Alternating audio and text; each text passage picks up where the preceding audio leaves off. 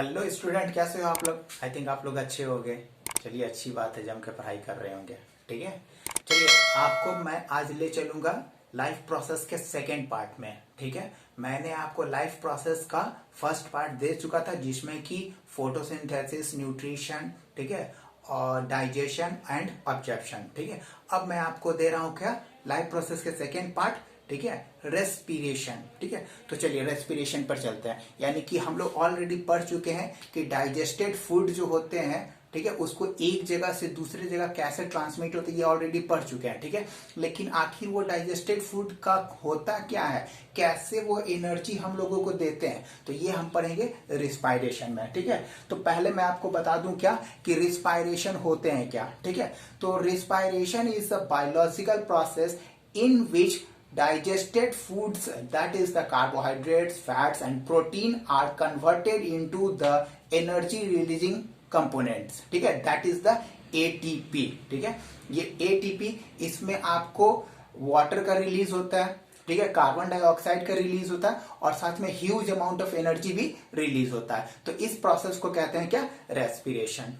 Okay, respiration देखिए, हम लोग में प्लांट्स में भी रेस्पिरेशन होते हैं और एनिमल्स में भी रेस्पिरेशन होते हैं। ठीक है, तो फिलहाल हम लोग अभी एनिमल्स के रेस्पिरेशन पढ़ते हैं। तो पहले आउटर स्ट्रक्चर पढ़ लेते हैं कि रेस्पिरेशन में कौन कौन से होते हैं। ठीक है, तो चलिए देखिए रेस्पिरेशन क्या होता है ये। तो respiration are further classified into the two parts. One is physical respiration and second one is biochemical respiration. ठीक है, physical respiration are those respiration in which the environment and myself, environment and animals is direct contact, no particular inside the cell. ठीक है, वो कहलाते हैं physical ये। ठीक है, ये फिजिकल के भी दो पार्ट हो गए। ठीक है, एरोबिक और एनएरोबिक। ठीक है, पहले ये देख लीजिए। तो एरोबिक रिस्पायरेशन, ये anaerobic respiration is that respiration in which oxygen is not involve. ठीक है, ये ऑक्सीजन इन्वॉल्व नहीं होता है। ठीक है, और aerobic respiration is that respiration in which oxygen are involve. There are the two condition, insufficient amount of oxygen involved and sufficient amount of oxygen involved. So on the basis of their condition, involvement of the oxygen, they are also classified external respiration or internal respiration. Means external respiration is that respiration when we take the oxygen or gases inside the body, inside the cell, not cell, inside the body, and just release the other gases in the environment. Okay, internal respiration is that respiration which are performed inside the cell. ठीक है, inside the body, मतलब respiration, वो gases जब inhale करते हैं तो वो gases करते क्या है, तो इसके सारे मैकेनिज्म को हम लोग इंटरनल रिस्पायरेशन में पढ़ते हैं। ठीक है, और देखिए बायोकेमिकल रिएक्शन, बायोकेमिकल रिस्पायरेशन जो होते हैं वो क्या होते हैं कि बॉडी के अंदर बहुत सारे सेल ऑर्गेनेल हैं जो कि रिस्पायरेशन को परफॉर्म करते हैं। तो उस तरह के रिस्पायरेशन जो कि सेल के अंदर होते हैं, सेल ऑर्गेनेली के अंदर होते हैं, उसको कहते हैं सेलुलर रिस्पायरेशन। ठीक है, ये तो चलिए यहां पर तो ये क्लियर हो गया। तो मैं आपको कुछ लिखवा देता हूं। ठीक है, फिजिकल रेस्पिरेशन के केस में हो गया। तो देखिए एनएरोबिक रिस्पायरेशन। ठीक है, यहां पर एरोबिक रेस्पिरेशन, रेस्पिरेशन। ठीक है, तो एनएरोबिक रिस्पायरेशन में नॉट इन्वॉल्व क्या, ऑक्सीजन। ठीक है, यानी कि एब्सेंस ऑफ ऑक्सीजन। ठीक है, तो जब एब्सेंस ऑफ ऑक्सीजन होंगे तो यहां पर नॉट पॉसिबल क्या, नॉट पॉसिबल ऑक्सीडेशन। ठीक है, तो ऑक्सीडेशन नहीं पॉसिबल है तो यहां पर एनर्जी रिलीज नहीं होंगे। ठीक है, ये हो गया है ना। अब देखिए इसमें क्या है, ये एनएरोबिक रेस्पिरेशन। ठीक है, इसमें बहुत सारे ऐसे छोटे छोटे ऑर्गेनिज्म हैं जिनको की ऑक्सीजन की जरूरत नहीं पड़ती है। ठीक है, तो जब ऑक्सीजन की जरूरत नहीं पड़ती तो वो एनर्जी रिलीज कैसे करवाते हैं, है ना। तो उनके लिए क्या है कि वो फर्मेंटेशन करते हैं। ठीक है, देखो यहां पर फर्मेंटेशन है ना। तो फर्मेंटेशन होते हैं क्या, तो fermentation is a process which are perform is in the absence of the oxygen. ठीक है, तो यहां पर क्या होते हैं, जब फर्मेंटेशन होते हैं तो ग्लूकोज जो होते हैं ना वो क्या होते हैं, ये सॉरी ब्रेक डाउन होते हैं जो भी बॉडी के पार्ट्स है। ठीक है, ये जैसे कि फॉर्मेशन होते हैं क्या, यानी कि फर्मेंटेशन मीन्स होता है क्या, किसी चीज को सड़ा कर उसको दूसरे फॉर्म में कन्वर्ट कर देना। जैसे कि formation of curd, formation of curd. ठीक है, उसके बाद ये प्रिपरेशन ऑफ अल्कोहल। ठीक है, उसके बाद प्रिपरेशन ऑफ पनीर। ठीक है, तो these are all the performed in by the yeast. ठीक है, yeast is an organism which are perform fermentation process. ठीक है, तो ये होते हैं, है ना। तो यहां पर क्या होते हैं कि हमारा बहुत सारा कंपोनेंट जो होता है ना, ठीक है, ये तो ये सब चीज होते हैं। देखिए इसमें क्या होता है, याद रखिएगा। ठीक है, ये ब्रेक डाउन, यानी कि यहां पर क्या होता है, break down of the food. यहां दिख रहा है भाई, दिख रहा है, एक मिनट, नहीं दिख रहा है। ठीक है, यहां पर हो रहे हैं क्या, ये break down of food into alcohol.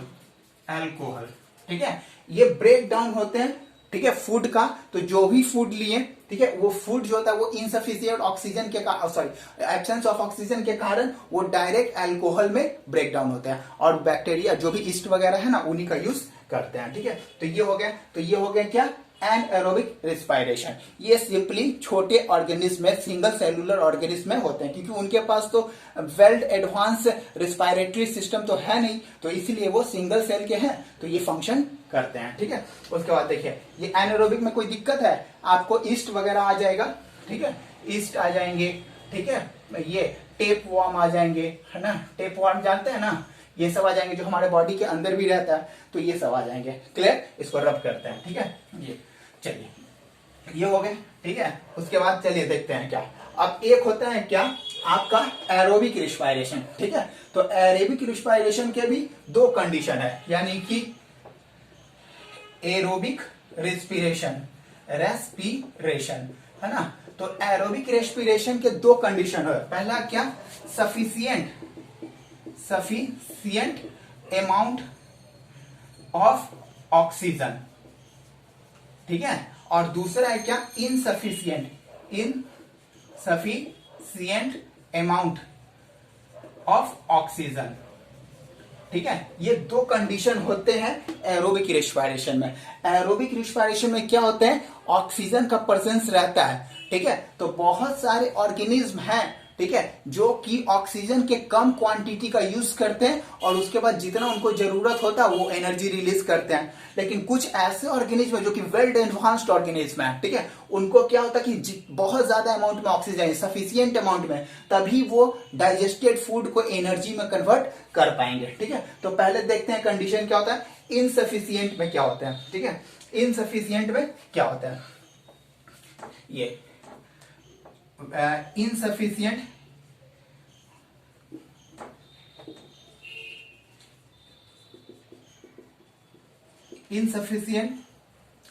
Amount of oxygen.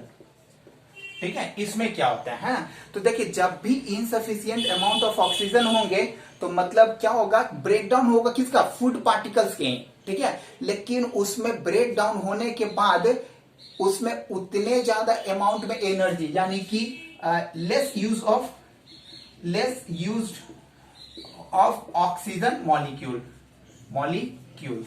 ठीक है, बहुत कम अमाउंट में क्या होंगे, ये होंगे। ठीक है, तो कम अमाउंट में हो गए तो यहां पर क्या हो जाएंगे, less amount of energy formed. ठीक है, बहुत कम अमाउंट में। याद रखिएगा एटीपी ये क्या चाहिए था, टेम्पररी स्टोर्ड एनर्जी।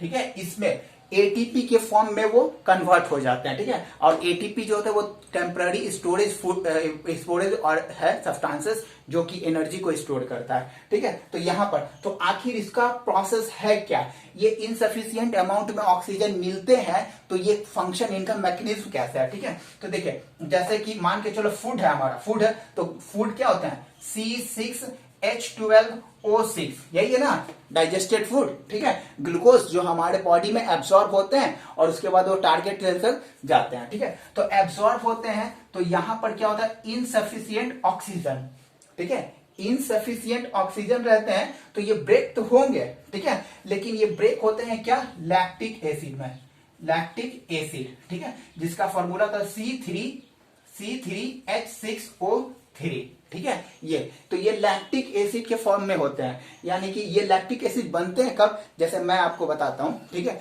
कुछ ऑर्गेनिज्म जैसे हम लोग हैं, ठीक है, हम लोग जब कुछ ज्यादा फिजिकल वर्क करते हैं तो हमारा रेट ऑफ ट्रांसपिरेशन जो होता है वो बहुत ज्यादा हो जाता है, ठीक है। तो उतने ज्यादा रेट ऑफ ट्रांसपिरेशन को पूरा करने के लिए, रिक्वायरमेंट को पूरा करने के लिए हमारे लंग्स को बहुत ज्यादा ऑक्सीजन की जरूरत पड़ती है, ठीक है। लेकिन उतना ज्यादा अमाउंट में हमारे बॉडी के अंदर वो ऑक्सीजन नहीं पहुंच पाता है, ठीक है। तो वहां पर क्या होते हैं कि सेल के साइटोप्लाज्म में, ठीक है, सेल के साइटोप्लाज्म में ही, ठीक है, ग्लूकोज का ब्रेकडाउन होता है। याद रखिएगा ये सिर्फ जो होता है ना साइटोप्लाज्म में होता है, साइटोप्लाज्म में, ठीक है।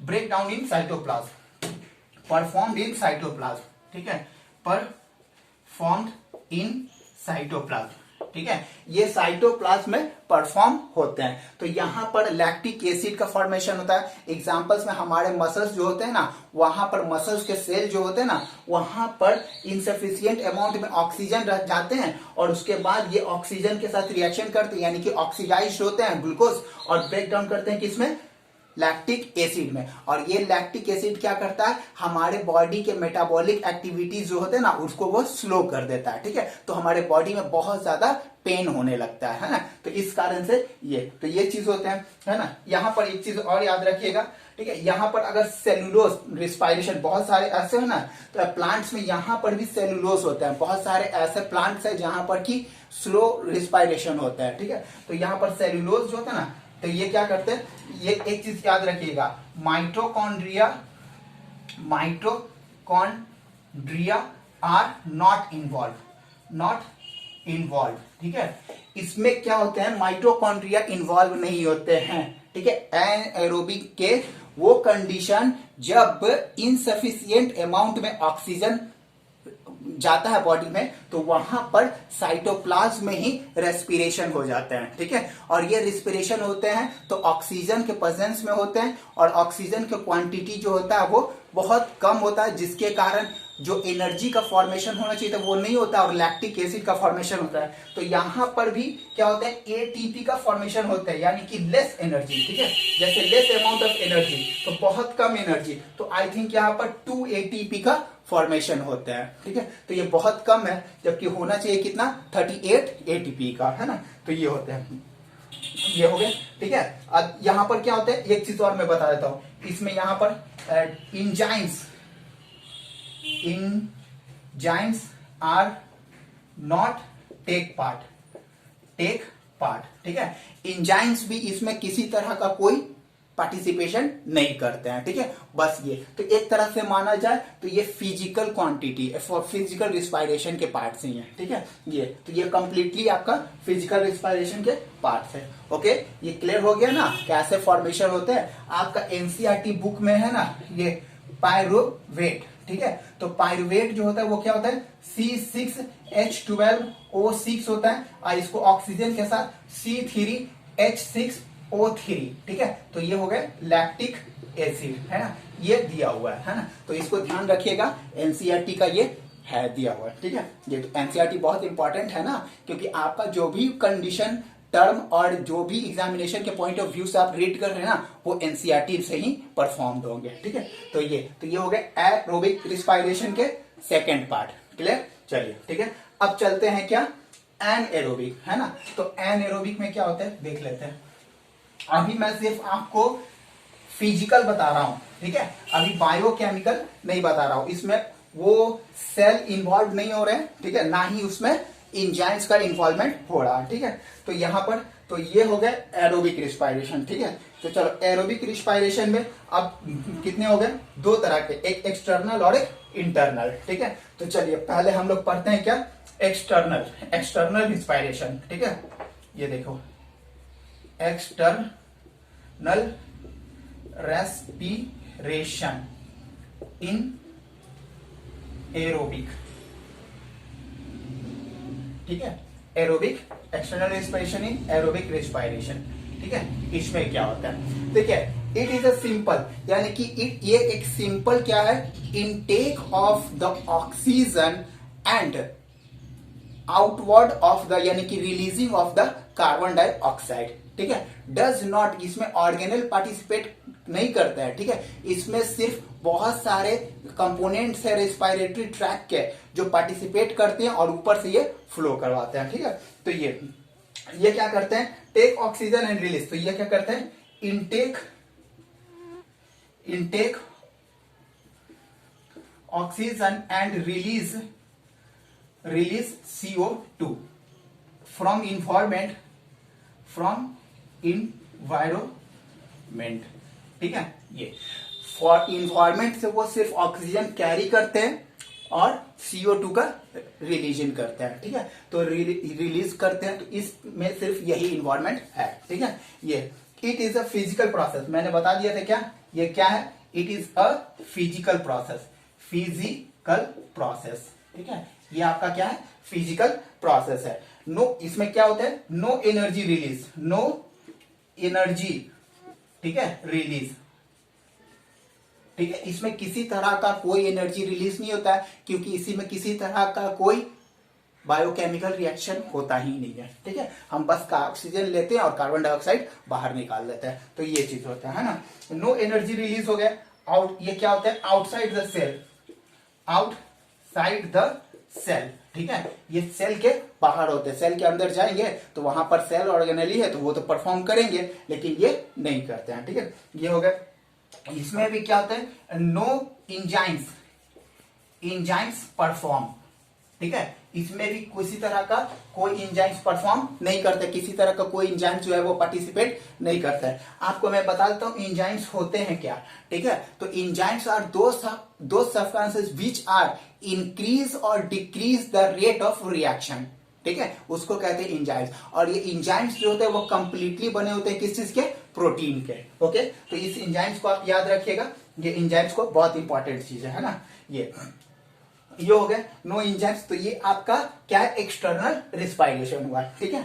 अब चलिए इंटरनल रिस्पायरेशन, तो इंटरनल रिस्पायरेशन में देख लेते हैं, पहले फिजिकल फीचर देख रहे हैं, ठीक है। हम लोग कन्वर्सन पढ़ेंगे, कैसे उनका एनर्जी का ट्रांसफॉर्मेशन होता है डाइजेस्टेड फूड से, हम लोग पढ़ेंगे, वो पढ़ेंगे किसमें, सेलुलर रिस्पायरेशन में। बट ये इनका एक्सटर्नल, ये फिजिकल है सिर्फ, ठीक है। चलिए अब देखते हैं एक्सटर्नल रिस्पायरेशन, है ना। चलिए एक्सटर्नल रिस्पायरेशन में क्या होता है, सॉरी इंटरनल रिस्पायरेशन, ठीक है। ये आपका इंटरनल रिस्पायरेशन, ठीक है। तो देखिए ये इंटरनल रिस्पायरेशन जो हो रहे हैं ना, वो सेल के अंदर हो रहे हैं, ठीक है। जरूरी नहीं है कि सेल ऑर्गेनली उसमें पार्टिसिपेट करे, ओके। सेल के अंदर हो रहे हैं, तो सेल के अंदर दो कंडीशन है, एक है साइटोप्लाज्म और एक है आपका माइटोकॉन्ड्रिया या फिर क्लोरोप्लास्ट, है ना। बट कंडीशन है क्या, कि साइटोप्लाज्म में हो रहे हैं या फिर माइटोकॉन्ड्रिया के अंदर हो रहे हैं। तो यहां पर ये कंडीशन है कि सेल के अंदर हो रहा है, ठीक है। तो ये क्या हो जाएंगे, it is performed inside the cell, ठीक है, सेल के अंदर होंगे, है ना, परफॉर्म इनसाइड द सेल, ठीक है। It is oxidation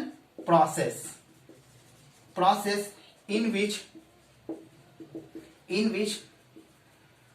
energy released, ठीक है। इसमें क्या होता है, एनर्जी रिलीज करते हैं, साथ में CO2 and huge amount of water, huge amount of H2O, sorry ये मैंने क्या लिख दिया, H2O, ओ, ये होते हैं। ठीक है, तो ये अब देखो ये क्या होते हैं, इसमें क्या होता है, बायोकेमिकल, बहुत सारे केमिकल इसमें इन्वॉल्व होते हैं, है ना। सेल के अंदर ये इन्वॉल्व क्या होता है, इन्वॉल्व इन VOL भी होता है ना, इन्वॉल्वमेंट ऑफ द बायोकेमिकल्स। याद रखिएगा, बायोकेमिकल्स मीन्स क्या, इंजाइम्स। ठीक है, तो इसमें इंजाइम्स परफॉर्म करते हैं। ठीक है, ये एनर्जी इज रिलीज्ड, है ना, इसमें क्या होता है, energy released in the form of ATP। ठीक है, ह्यूज अमाउंट ऑफ ATP। ठीक है, ह्यूज अमाउंट ऑफ ATP। अब पता नहीं कितने अमाउंट आगे पढ़ेंगे। ठीक है, तो साइटोप्लाज्म में हो रहे हैं तो कम होंगे, सेल ऑर्गेनेली में हो रहे हैं तो ज्यादा होंगे। ठीक है, तो ये होते हैं। ओके, चलिए, लार्ज नंबर ऑफ, इसमें मैंने बता दिया था क्या, बायोकेमिकल, तो साथ में इसमें क्या होता है, इंजाइम्स। कहां भाई, ये इसमें इंजाइम्स। ठीक है, इसमें इंजाइम्स परफॉर्म करते हैं। ठीक है, तो ये आपका हुआ एक ऐसा रिस्पायरेशन जिसमें कि आउटलुक आपको मिल जाए कि हमारे बॉडी में, ह्यूमन बींग्स में, एनिमल्स में, ठीक है, कैसे रिस्पायरेशन होते हैं, कौन कौन से पार्टिसिपेट करते हैं। ठीक है, चलिए अब देखते हैं हम लोग क्या, रिस्पायरेशन इन सेल। ठीक है, पहले रिस्पायरेशन, तो बायोकेमिकल रिस्पायरेशन में आ जाएंगे क्या, सेलुलर रिस्पायरेशन। चलिए ओके, ठीक है, ये सेलुलर रिस्पायरेशन।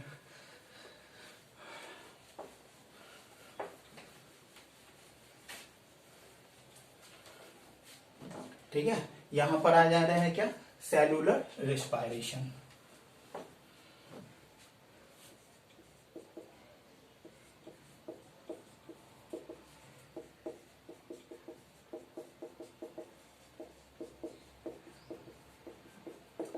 देखिए, सेलुलर रिस्पायरेशन क्या होता है, यानी कि दोज रिस्पायरेशन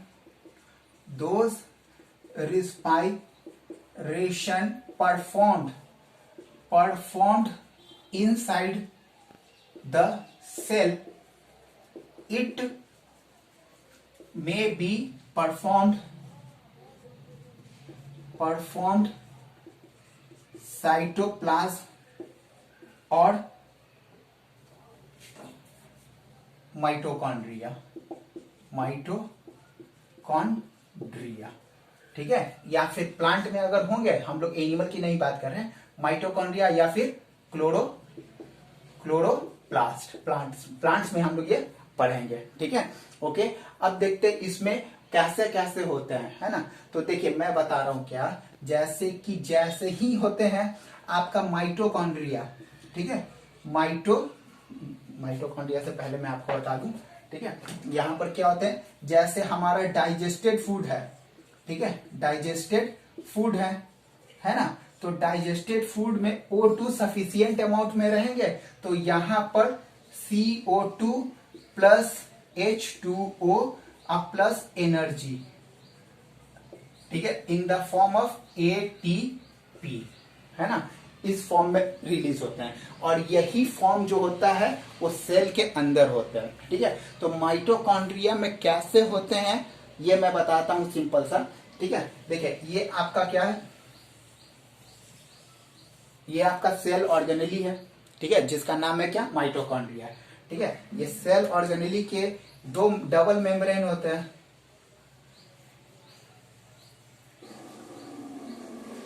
ये ठीक है, इसके बाहर ये एक्सटर्नल मेम्ब्रेन है। ठीक है, एक्सटर्नल मेम्ब्रेन। ठीक है, और ये आपका क्या है, इंटरनल मेम्ब्रेन। ठीक है, इसमें क्या होते हैं कि बहुत सारे छोटे छोटे ये जो पिट्स दिख रहे हैं ना, गड्ढे जैसे। ठीक है, इस पिट्स को हम लोग क्या कहते हैं, क्रिस्टे कहते हैं। ठीक है, इस तरह के पिट्स को क्या कहते हैं, क्रिस्टे कहते हैं। ये ऐसा नहीं, ये खतरनाक वाला पिट्स रहता है, एकदम खाई जैसा। ठीक है, मैं तो ऐसे बना दिया ना, ये बहुत रहते हैं ऐसे, देखो मैं बताता हूँ। ठीक है, ये आपका ऐसे ऐसे ऐसे रहते हैं, है ना, फिर इधर से आपका ऐसे ऐसे ऐसे रहता है, ये बहुत, है ना। तो यहां पर ये जो होते हैं ना, ये करते हैं क्या, इलेक्ट्रॉन ट्रांसपोर्टेशन चेन। यही इलेक्ट्रॉन ट्रांसपोर्टिंग चेन में क्या होता है कि बहुत सारे इंजाइम्स यहाँ लगे रहते हैं जो पार्टिसिपेट करते हैं फूड को ब्रेक डाउन करने में और उसके बाद एनर्जी रिलीज करने में। तो इस चैप्टर में बस इतना ही, ठीक है। हम लोग माइटोकॉन्ड्रिया के बारे में पढ़ेंगे, आपको मैं वीडियो प्रोवाइड करूंगा कुछ दिन में माइटोकॉन्ड्रिया का डिटेल्स, उसमें आप लोग स्टडी कर लीजिएगा, ठीक है। तो ये तो इलेक्ट्रॉन ट्रांसपोर्टेशन चेन करते हैं, याद रखिएगा यहाँ पर ETC, ठीक है, इलेक्ट्रॉन ट्रांसपोर्टिंग चेन होते हैं। और यहां पर क्या करते हैं, केमिकल्स इंजाइम्स होते हैं, इंजाइम्स, ठीक है, ये इंजाइम्स पार्टिसिपेट करते हैं। तो यहां पर बहुत huge amount of ATP almost 38 ATP use होते हैं, ठीक है। यहां पर तो 38 ATP यूज होते हैं। तो ये ब्रेक डाउन हो गए, इसके बाद एनर्जी, तो ATP 38 ATP बहुत ज्यादा है, ठीक है। एक ATP को रिलीज करवाने में कम से कम आपको, ठीक है, तो मतलब बहुत बहुत ज्यादा मतलब ब्रेक ऑक्सीजन की जरूरत पड़ती है, इसलिए हम लोगों को बार बार सांस लेना पड़ता है। तो याद रखिएगा कम से कम हमारा जो रिस्पायरेटरी रेट है ना, ठीक है, 14 से 18 पर मिनट है, ठीक है। ये इतने बार हम लोग रिस्पायर करते हैं, है ना। चलिए ठीक है, तो ये हो गया, यही माइटोकॉन्ड्रिया करता है। तो ये इस क्या करेंगे, ये सेलुलर रिस्पायरेशन करेंगे, इनसाइड द सेल है, और यहां पर ये करेंगे, ठीक है। तो इसके अंदर होते हैं। चलिए अब आपको मैं बताऊंगा, आप पढ़ना है किसका,